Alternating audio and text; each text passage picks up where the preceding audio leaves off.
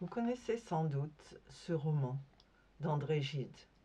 André Gide, qui est un écrivain français du XXe siècle, La Porte étroite, comme d'autres romans d'André Gide, en particulier L'Immoraliste, mais aussi d'autres, parle de son expérience.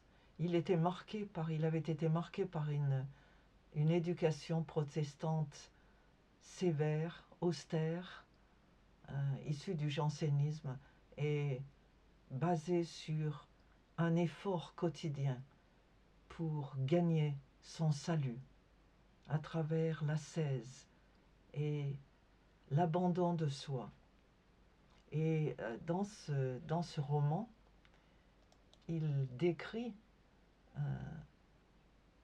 deux personnages, Jérôme et une cousine, Alissa, qui tombent amoureux, mais qui n'arriveront pas au mariage. Et tandis que Jérôme est tout occupé par son amour, sa cousine le refuse, s'éloigne, se recule, et tout ça est basé sur un texte de l'Évangile qui se trouve vers le début du roman.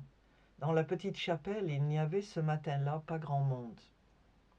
Le pasteur Vautier, sans doute intentionnellement, avait pris pour texte de sa méditation ces paroles du Christ.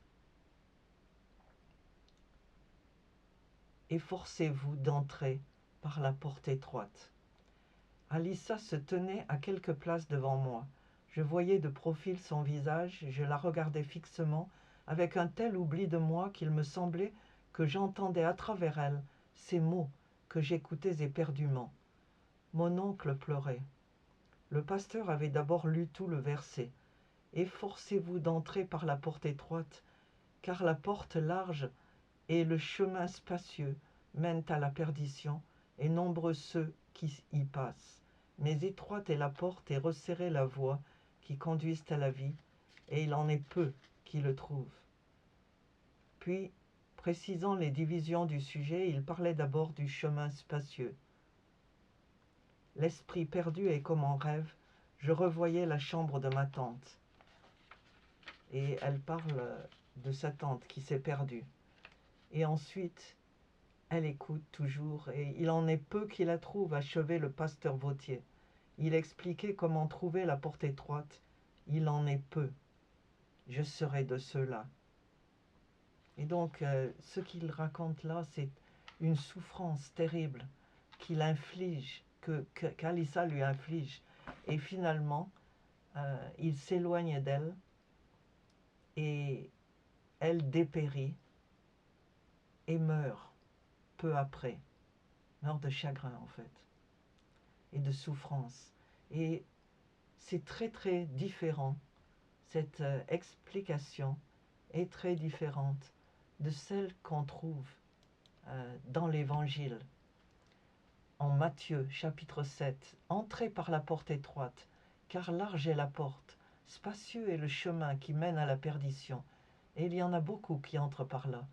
Mais étroite est la porte et resserré le chemin qui mène à la vie, et il y en a peu qui les trouvent. » Ça, c'est très différent, et ça fait référence également à l'Ancien Testament, dans le livre d'Isaïe. Il y aura là un chemin frayé, une route qu'on appellera la voie sainte. Nul impur n'y passera. Elle sera pour eux seuls. Ceux qui la suivront, même les insensés, ne pourront s'égarer. Et Luc écrira « Efforcez-vous d'entrer par la porte étroite, car je vous le dis, beaucoup chercheront à entrer et ne le pourront pas. » Ce que ça raconte, ce sont deux visions, deux enseignements concernant les paroles de Jésus. La porte étroite, c'est celle qui a été ouverte par Jésus. Jésus dit « Je suis la porte ». Il est la porte et elle est étroite parce que la plupart des gens pensent qu'on peut gagner son salut, qu'on le gagne à force d'ascèse, de renonciation, de jeûne et d'abstinence. Une pensée qui également veut punir la chair vue comme le sujet du péché, l'adultère, le célibat étant recommandé comme la voie la plus étroite, la séparation de tout ce qui est charnel. Alors que l'enseignement de Jésus dit « Je suis la porte, entrez par moi ». Ne cherchez pas à entrer par d'autres chemins, par d'autres religions, par d'autres pratiques. Personne ne peut acheter son salut, personne ne peut le mériter par ses bons actes, ses bonnes actions. On ne le mérite qu'en suivant Jésus. Et suivre Jésus ne veut pas dire se refuser les plaisirs que Dieu a créés pour nous, le plaisir du mariage, la joie de le suivre dans une grande liberté. Et ce roman de Gide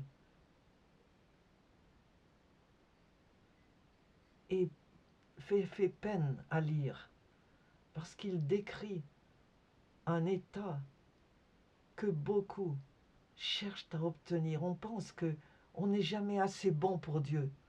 Même si on suivait tous les commandements, 613 d'entre eux dans la Bible, on ne pourra jamais obtenir son salut, on ne pourra jamais le gagner. Mais essayer par tous les moyens de le gagner, c'est ce qui aboutit à la mort, comme le raconte la porte étroite.